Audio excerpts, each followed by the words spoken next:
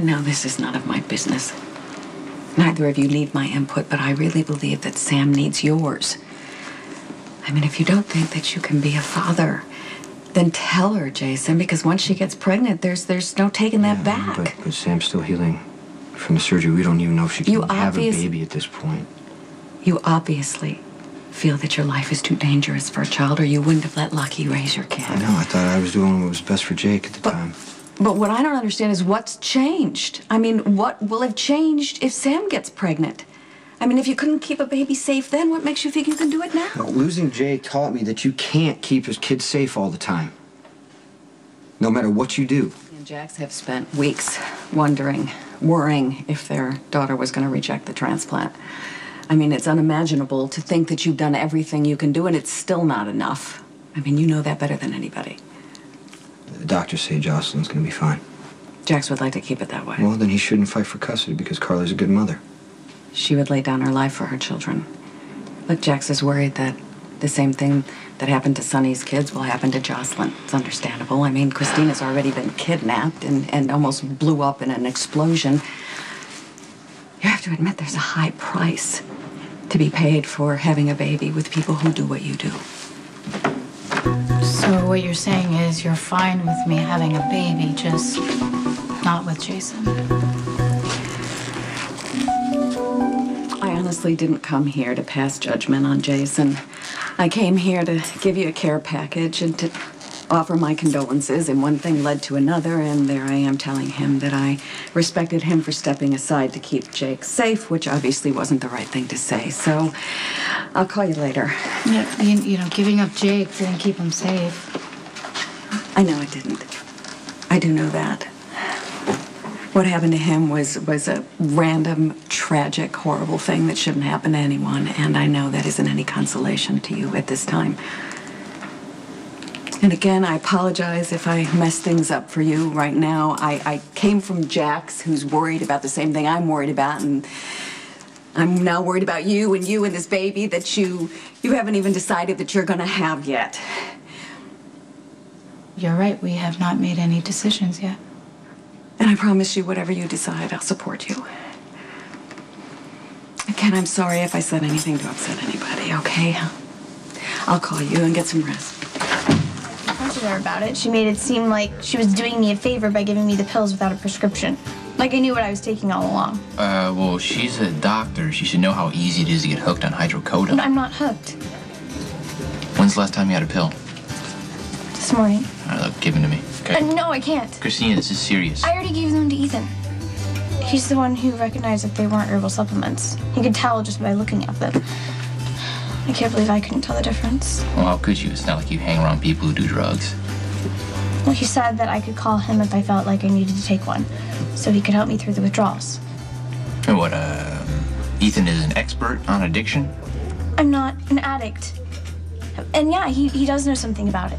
He's seen what it's like firsthand when something like this gets out of control. Ethan's not an idiot. He knows our brother's a cop. That's why he's being nice. Why is it so hard for you to believe that someone like Ethan could care about me? Well, for starters, you accused him of hitting you to protect Kiefer. He went to prison for a night, and he got worked over pretty good by people loyal to Dad. He forgave me for that.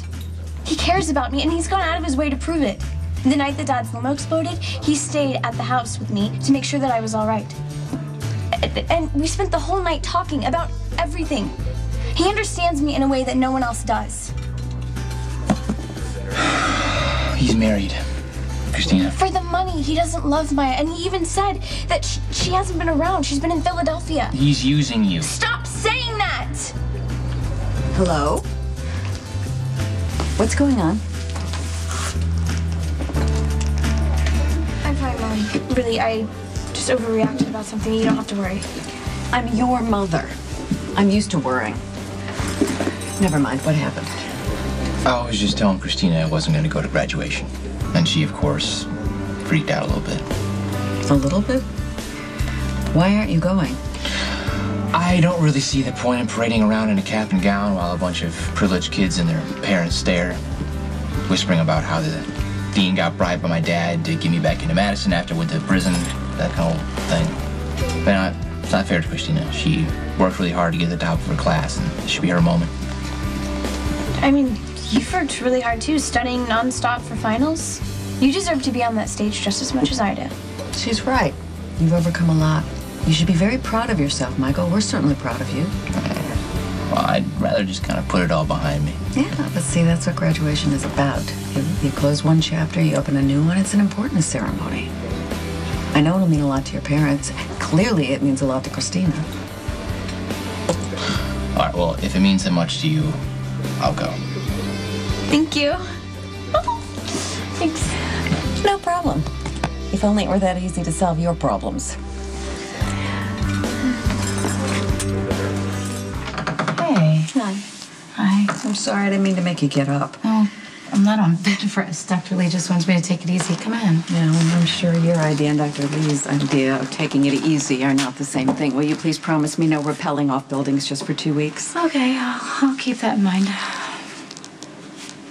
Came back because I didn't like the way I left things, and I honestly wasn't trying to interfere in your life. You were right. About what? Jason. I mean, Jason, he does want to make me happy, even though the thought of having another child is killing him.